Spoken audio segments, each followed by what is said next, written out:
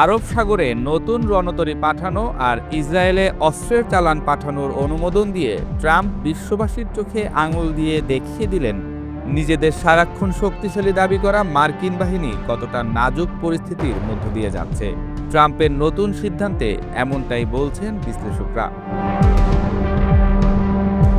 বিশ্লেষকদের অনেকেই ভেবেছিলেন হয়তো ইরানের টানা মাসব্যাপী হামলায়ও ফুরাবে না যুক্তরাষ্ট্র আর ইসরায়েলের অস্ত্রের মজুদ, কিন্তু বাস্তবতা সম্পূর্ণ বিপরীত। সমুদ্রপথে ইরানে হামলা কিংবা ইসরায়েলের নেতৃত্বে আকাশপথে হামলা, দুই দিকেই দুর্বল হয়ে পড়েছে ট্রাম্প নেতানিয়াহুর দম্ভ।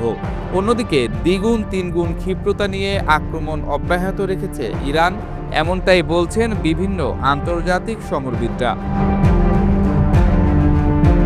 আন্তর্জাতিক বিশ্লেষকদের অনেকেই বলছেন যুক্তরাষ্ট্র ও ইসরায়েলকে কিছুটা হলেও চাপে ফেলতে পেরেছে ইরান।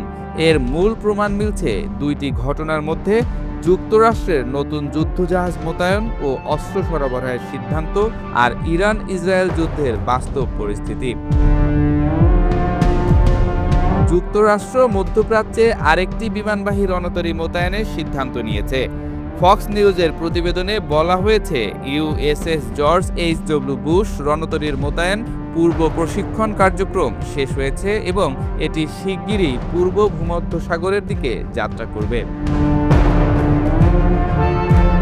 মার্কিন নৌবাহিনী জানিয়েছে এই রণতরী, এর সঙ্গে থাকা যুদ্ধজাহাজ ও বিমান শাখা একত্রিত প্রশিক্ষণ সম্পন্ন করেছে। জাতীয় দায়িত্ব পালনের আগে সব ক্যারিয়ার স্ট্রাইক গ্রুপকে এমন প্রশিক্ষণ নিতে হয়। এদিকে বিশ্বের বৃহত্তম বিমানবাহী জাহাজ ইউএসএস জেরাল্ড আর ফোর্ড এখনও পূর্ব ভূমধ্যসাগরে মোতায়েন রয়েছে, আর ইউএসএস আব্রাহাম লিঙ্কন আরব সাগরে অবস্থান করছে। অর্থাৎ ইরানে হামলা অব্যাহত রাখতে যুক্তরাষ্ট্র তিনটি শক্তিশালী রণতরী মোতায়েন করছে। আন্তর্জাতিক সংবাদ মাধ্যমে খবর এসেছে যে ইরানের সঙ্গে যুদ্ধ ট্রাম্প যতটা সহজে নিয়েছিলেন, কার্যত এখন সেটা আর অত সহজ নেই, বরং ইসরায়েল অস্ত্র সংকটে পড়েছে।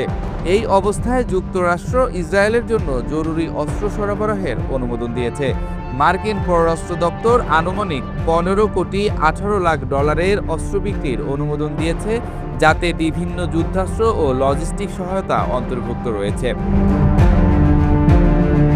সময়ক্ষেপণ এড়াতে এই অস্ত্র বিক্রির প্রস্তাব কংগ্রেসের অনুমোদনের অপেক্ষায় না থেকে সরাসরি ইসরায়েলে পাঠানো হবে।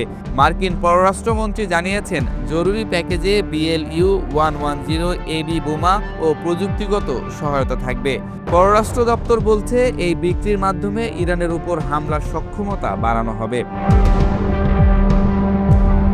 একই সঙ্গে যুক্তরাষ্ট্রের এক মন্ত্রী ঘোষণাও দিয়েছেন যে তারা ইরানে এ যাবৎকালের বৃহত্তম বোমাবর্ষণ কর্মসূচি চালাবেন, যা ইরানের ক্ষেপণাস্ত্র উৎক্ষেপণ কেন্দ্র ও কারখানাগুলোকে অকার্যকর করার লক্ষ্য নিয়েছে।